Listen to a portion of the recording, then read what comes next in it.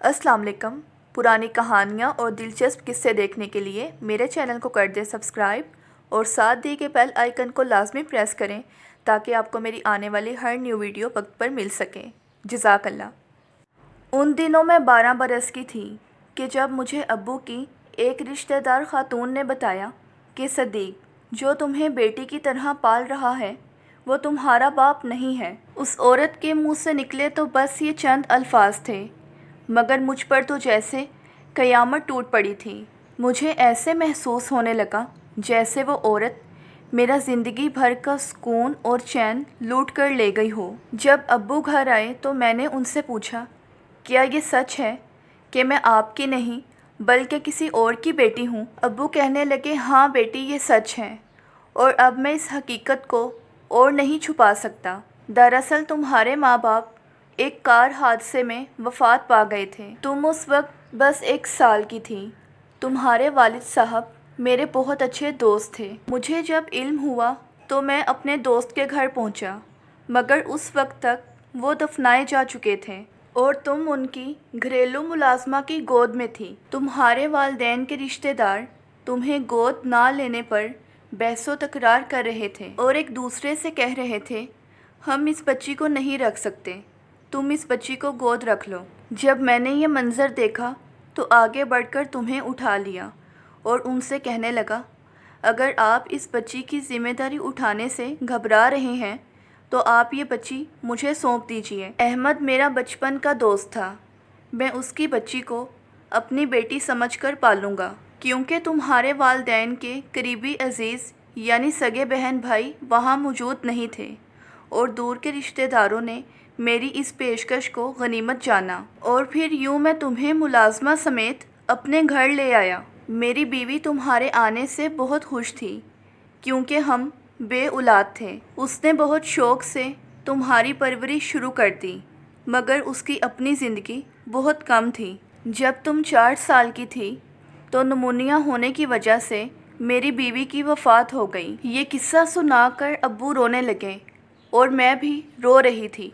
सच में मुझे अब्बू ने इतना प्यार दिया कि मुझे कभी इस बात का एहसास ही नहीं हुआ कि वो मेरे हकीकी वालिद नहीं हैं। हकीकत पता चलने के बाद मैंने इस सच को कबूल कर लिया और उनसे मेरे प्यार में कमी ना आई। बज़ाहिर अब्बू भी ऐसे बन गए जैसे उन्होंने मुझे ये किस्सा सुनाया ही ना हो। उन्होंने एक बूढ़ी बेसहारा औरत को अपने घर में रखा था जो मेरा ख्याल रखती थी और मुझे एक दादी के जैसा प्यार भी करती थी और मैं उनको दादी कहकर ही बुलाती थी। मैंने मैट्रिक के बाद कॉलेज में दाखिला लिया।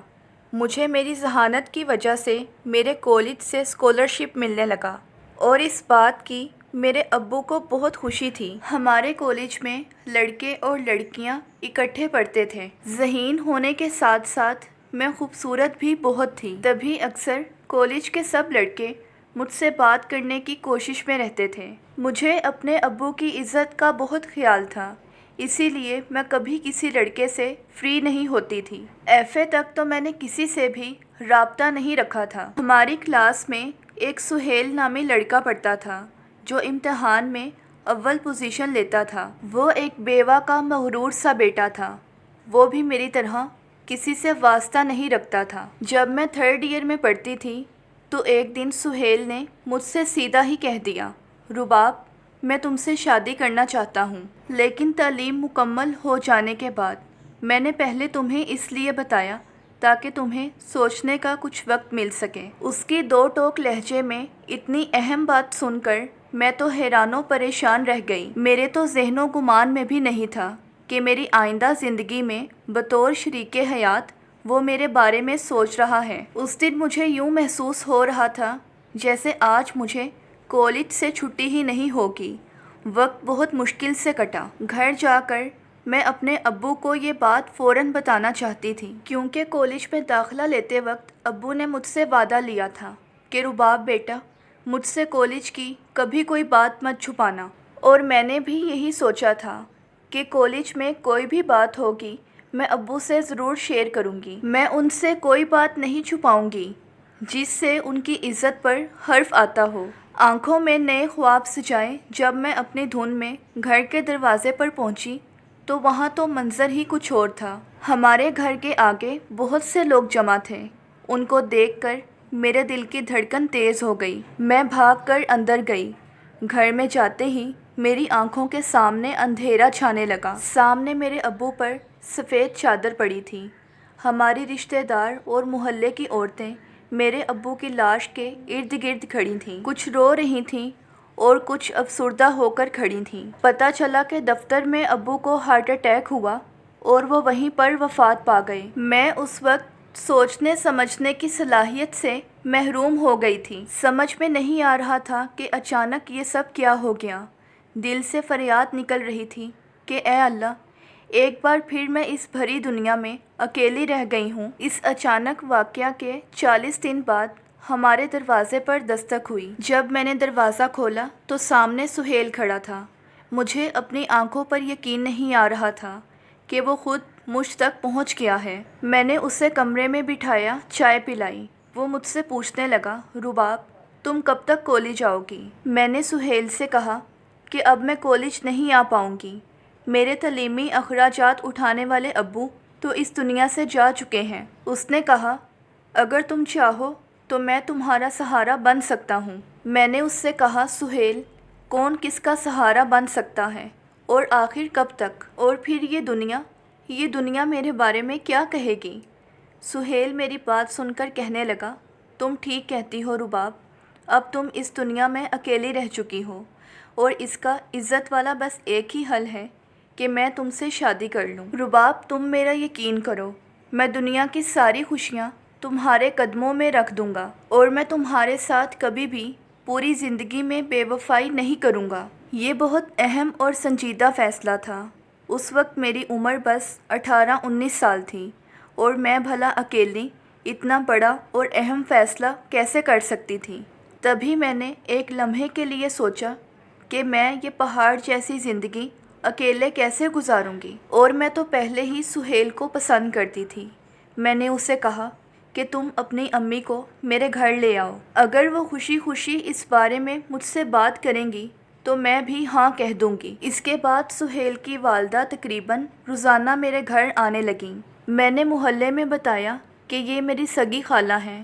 اب میں اکیلی ہوں تو یہ روزانہ میرے پاس آتی ہیں تاکہ ادھر ادھر کے لوگوں کو باتیں بنانے کا موقع نہ ملے۔ ابو کے انتقال کے 6 مہینے بعد میں نے سہیل سے شادی کر لی۔ یہ گھر ابو کے بھتیجے نے لے لیا اور وہ بوڑھی اماں جن کو میں دادی کہہ کر بلاتی تھی، ان کو میں اپنے ساتھ لے آئی کیونکہ ان کا اس دنیا میں میرے علاوہ اور کوئی آسرا نہیں تھا۔ شادی کے 4 سال تک سہیل نے مجھے بہت خوش رکھا، مجھے کوئی تکلیف نہ دی۔ لیکن جب ان کی ماں کا انتقال ہوا تو سہیل کا رویہ بدلنے لگا۔ بدقسمتی کے ساتھ میری کوئی اولاد نہیں تھی۔ کاش اگر ہوتی تو سہیل میرے ساتھ کبھی بھی رویہ نہ بدلتے۔ ہاں، مگر ان کی دوری کی وجہ اولاد نہ ہونے کی وجہ سے نہیں تھی۔ ان کی دوری کی وجہ تو کچھ اور ہی تھی، جس بات کا علم مجھے بعد میں جا کر ہوا۔ مجھے ایسے لگنے لگا جیسے سہیل کا دل مجھ سے بھر گیا ہے، کیونکہ اب تو وہ ذرا سی بات پر مجھ سے جھگڑا کر کے کہتے تھے کہ رباب، میں نے جلد بازی میں تم سے شادی کر کے بہت بڑی غلطی کر دی۔ خدا کے لیے اب تو میرا پیچھا چھوڑ دو۔ ان کے یہ کہے گئے الفاظ میرے دل پر تیر کی طرح لگتے تھے۔ ایک دن کہنے لگے، اب تو جب بھی میں تمہیں دیکھتا ہوں تو میرا دل کرتا ہے کہ میں تمہیں جان سے مار دوں۔ میں ان سے پوچھتی تھی، آخر میرا قصور کیا ہے؟ میری غلطی مجھے بتائیں۔ کہنے لگے، قصور تو تمہارا کچھ نہیں، مگر مجھے اس بات کی خود بھی سمجھ نہیں آتی کہ تمہیں دیکھ کر مجھے غصہ کیوں آتا ہے۔ ایک تو یہ بھی نہیں پتا کہ تم کون ہو، کس کی اولاد ہو، تمہارے باپ نے تمہیں کس سے لے کر پالا تھا۔ میں نے انہیں سمجھانے کی بہت کوشش کی، مگر وہ دن بدن اور سنگ دل ہوتے گئے۔ ایک دن جب کھانا میں نے ٹیبل پر رکھا، انہوں نے بس ایک ہی لقمہ چکھا اور ایک زوردار تھپڑ میرے منہ پر دے مارا۔ سالن کا برتن بھی غصے میں نیچے پھینکا اور مجھ سے کہنے لگے، کیا تمہیں ابھی تک کھانا بنانے کا ڈھنگ نہیں آیا؟ ایسے بناتے ہیں کھانا، سالن میں اتنا تیز نمک۔ اس اچانک حملے سے میں بہت زیادہ گھبرا گئی۔ منہ پر تھپڑ پڑنے سے آنکھوں کے سامنے تارے سے ناچنے لگے۔ ابھی میں اس صدمے سے باہر نہیں نکلی تھی کہ ان کے الفاظ میرے کانوں میں پڑے۔ میں تمہیں ہمیشہ کے لیے چھوڑتا ہوں، طلاق دیتا ہوں میں تمہیں۔ دل تو کرتا تھا کہ خودکشی کر لوں، مگر مردہ سی ہو کر زمین پر بیٹھ گئی۔ اس صدمے سے تو میں رونا بھی بھول گئی۔ وہ تو یہ الفاظ بول کر گھر سے باہر چلے گئے، مگر میں اسی سوچ میں گم رہی کہ اب میں کہاں جاؤں گی۔ میرے ساتھ ابو کے گھر سے جو دادی اماں آئی تھیں وہ یہ سب کچھ سن رہی تھیں۔ وہ مجھ سے کہنے لگیں، بیٹی تم پریشان مت ہو، میں تمہارے ابو کے بھتیجے عمران کو یہ سارا معاملہ جا کر بتاتی ہوں اور اس سے پوچھتی ہوں کہ اب تم نے کہاں جانا ہے۔ میں دادی کے ساتھ اپنے مرحوم والد کے گھر آ گئی۔ عمران گھر پر ہی تھا۔ مجھے پریشان دیکھ کر کہنے لگا، آپا خیریت تو ہے؟ آج اتنے عرصے بعد کیسے آنا ہوا؟ میں نے تمام ماجرا اسے سنایا۔ وہ کہنے لگا، آپا تم بالکل بھی پریشان مت ہو، یہ تمہارا اپنا گھر ہے، تم جب تک چاہو دادی اماں کے ساتھ اس گھر میں آرام سے رہ سکتی ہو۔ میں خود تمہارے شوہر سے بات کروں گا، آخر وہ چاہتا کیا ہے۔ عمران نے سہیل کے دفتر جا کر اس سے بات کی تو سہیل نے صاف کہہ دیا، میں تو تمہاری بہن کو طلاق دے چکا ہوں۔ اگر وہ مالی حالات سے گھبرا رہی ہے تو میں ہر مہینے اس کا خرچہ پہنچا دیا کروں گا، لیکن اب میں اسے اپنے گھر واپس نہیں لا سکتا۔ عمران بھائی نے جب یہ ساری بات مجھے آ کر بتائی تو میری آنکھوں سے تو آنسو ہی نہ رک پائے۔ عمران بھائی مجھے تسلی دینے لگے، کہنے لگے کہ آپ میرے چچا کی بیٹی ہیں، میری بہن ہیں، میری عزت ہیں، لہٰذا آپ بالکل بھی فکر مت کریں، میں اس رشتے کو اچھے سے نبھاؤں گا۔ عمران بھائی کی باتوں سے مجھے کچھ حوصلہ مل گیا۔ میں سوچنے لگی کہ اس مشکل وقت میں کوئی تو ایسا ہے جسے رشتہ داری کا پاس ہے۔ اگر آج عمران بھائی مجھے تسلی نہ دیتے تو نہ جانے میں اپنے ساتھ کیا کر گزرتی۔ میں اپنے ابو کے گھر میں آ کر دوبارہ خود کو محفوظ تصور کرنے لگی۔ اب مجھے یہ فکر ستانے لگی تھی کہ گھر کا خرچہ کیسے چلے گا۔ ویسے تو عمران ایک چھوٹے سے دفتر میں کام کرتا تھا اور مجھ سے کہتا تھا کہ آپا مجھے جب تنخواہ ملے گی تو میں آپ کو ہی لا کر دوں گا، آپ بالکل بھی پریشان مت ہوں۔ لیکن میں اس چیز کو برا سمجھتی تھی کہ کسی کی کمائی پر میرا گزر بسر ہو۔ اسی کشمکش میں 2-3 مہینے گزر گئے۔ میں نے سہیل کی مالی امداد کو بھی ٹھکرا دیا تھا۔ بھلا جس انسان نے مجھ سے آنکھیں بدل لیں، بیچ راستے میں میرا ہاتھ چھوڑ کر مجھے تنہا کر کے چلا گیا، تو پھر میں اس کے چند ٹگے کیسے قبول کرتی؟ اس کی امداد سے بہتر میں سمجھتی تھی کہ مجھے مر جانا چاہیے۔ بے شک میں بے آسرا تھی، میرا اللہ کے سوا اور کوئی نہیں تھا، لیکن میرا ضمیر ابھی زندہ تھا اور مجھے میرے اللہ پر بہت یقین تھا۔ خیر جلد ہی مجھے پتہ چل گیا کہ سہیل نے دوسری شادی کر لی ہے۔ دراصل وہ جس آفس میں کام کرتا تھا وہ لڑکی ایک دن وہاں کسی کام سے آئی تھی، تبھی ان کی جان پہچان ہوئی، وہ ایک دوسرے سے ملنے لگے۔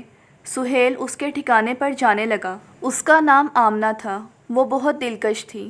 اس کی دلکشی میں گم ہو کر سہیل نے باقی سب کچھ گوا دیا تھا اور وہ اپنے ہوش و حواس سے ہی بیگانہ ہو گیا۔ جب انہیں ہوش آیا، آنکھیں کھلیں تو انہوں نے آمنہ کو بے وفا پایا۔ جن عورتوں کا ایمان دولت ہو وہ وفا کو بے وقوفی سمجھتی ہیں۔ آمنہ بھی انہی عورتوں میں سے تھی۔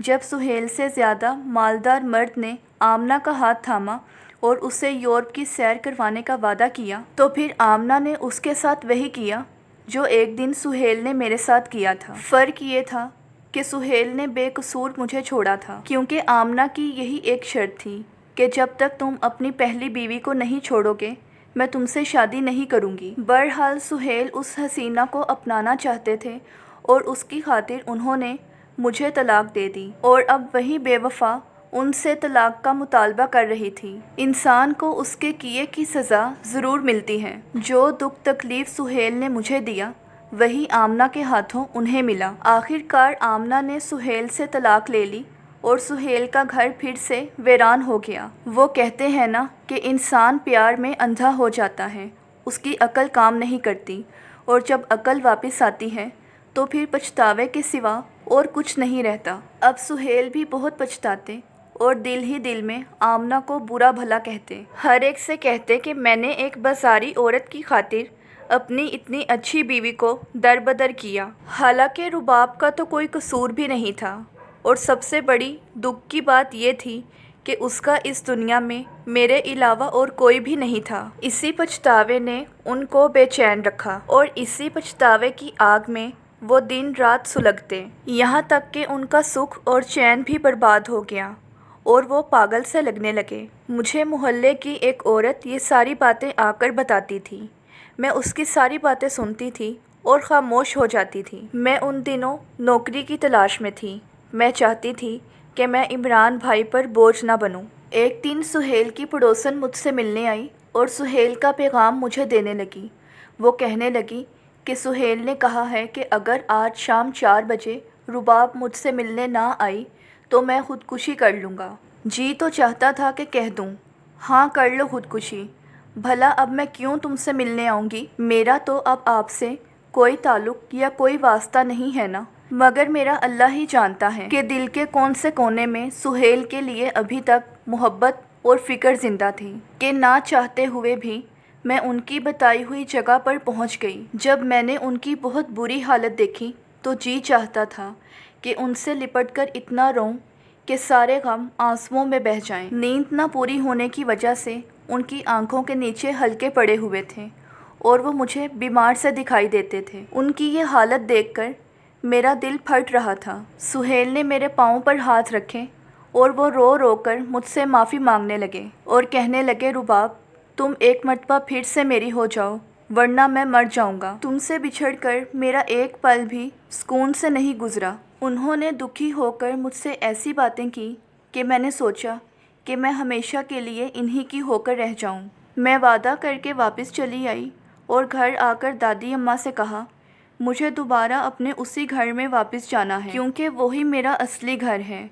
آخر میں کب تک عمران بھائی کے گھر میں رہوں گی؟ عمران میرا سگا بھائی بھی نہیں ہے، اس طرح ہمیں لوگ بھی نہیں جینے دیں گے۔ دادی اماں نے جب عمران بھائی سے یہ ساری بات کی تو وہ کہنے لگے، ارے آپا، آپ نے ایک مرتبہ اس شخص کو آزمایا ہے، اب آپ دوبارہ کیوں اسے آزمانا چاہتی ہو؟ اور کیا آپ کو نہیں معلوم کہ آپ کو طلاق ہو چکی ہے؟ طلاق کے بعد جب تک کسی دوسرے سے شادی ہو کر وہاں سے طلاق نہ ہو تو پہلے والے شوہر سے نکاح نہیں ہو سکتا۔ آپا، بہتر یہی ہے کہ آپ اس بے وفا شخص کو بھول جائیں اور اپنی زندگی ایک نیک اور شریف انسان کے ساتھ بسر کریں جو آپ کو کبھی بھی کوئی بھی دکھ اور تکلیف نہ دے۔ عمران کے سمجھانے کے باوجود میرے دل میں سہیل کے لیے ابھی بھی محبت زندہ تھی۔ عمران نے مجھے اداس دیکھ کر کہا کہ آپا، جیسے آپ کی مرضی، میں ویسا کرنے کے لیے تیار ہوں۔ اس نے اپنے ایک قابل بھروسہ دوست کے سامنے میری ساری بات رکھی اور وہ کہنے لگا، میں آپ کی مدد کرنے کے لیے تیار ہوں۔ تبھی عمران بھائی کے دوست نے مجھ سے نکاح کر لیا، اور میں نے 2 مہینے گزرنے کے بعد اس شریف آدمی سے طلاق مانگ لی، کیونکہ مجھے سکون میسر نہیں تھا، اور وہ بھی جانتے تھے کہ کبھی بھی کسی کے ساتھ زبردستی کا رشتہ نہیں بن سکتا، اس لیے انہوں نے مجھے طلاق دینا ہی بہتر سمجھا۔ عدت کی مدت پوری ہو جانے کے بعد عمران بھائی نے سہیل کو گھر بلوا کر میرا اس کے ساتھ دوبارہ نکاح کروا دیا، اس شرط پر کہ دوبارہ وہ مجھے کبھی بھی اپنی زندگی میں کوئی دکھ اور تکلیف نہیں دیں گے۔ نکاح سے پہلے عمران بھائی نے سہیل کے سامنے یہ بھی شرط رکھ دی تھی کہ وہ گھر کو بھی میرے نام کریں گے۔ سہیل نے ہماری ہر شرط کو بنا کوئی بات کیے مان لیا۔ اس طرح میں دادی اماں اور عمران بھائی کی دعاؤں سے دوبارہ اس گھر میں جا بسی جو پہلے بھی میرا گھر تھا۔ سہیل سے دھوکہ کھانے کے بعد میں اس دھوکے کو بھول گئی اور ایسا محسوس ہونے لگا جیسے میرا سکون مجھے واپس مل گیا ہے۔ اب سہیل کو میری قدر آئی تھی اور وہ بہت پیار اور محبت سے میرے ساتھ رہنے لگے تھے۔ ان کی صحت بھی آہستہ آہستہ اچھی ہوتی گئی اور وہ خوش نظر آنے لگے، اور انہوں نے دوبارہ سے اپنا آفس بھی جوائن کر لیا۔ غم کے دن لمبے اور خوشیوں کے دن کم ہوتے ہیں، لیکن ہم دونوں نے دوبارہ اکٹھے ہو جانے کے بعد 30 سال خوشحالی سے گزارے۔ تاہم خوشیوں کا بھی کبھی نہ کبھی انت ہوتا ہی ہے۔ تو ایک روز سہیل مجھے روتا ہوا چھوڑ کر اس دنیا سے چلے گئے، اور آج بھی میں اسی امید پر زندہ ہوں کہ مرنے کے بعد میں ایک مرتبہ پھر سہیل سے جا ملوں گی۔ اگر آپ کو میری آج کی یہ ویڈیو پسند آئی ہو تو ویڈیو کو لائک کرنا مت بھولیے گا۔ ملتے ہیں نیکسٹ ویڈیو میں، تب تک کے لیے اللہ حافظ۔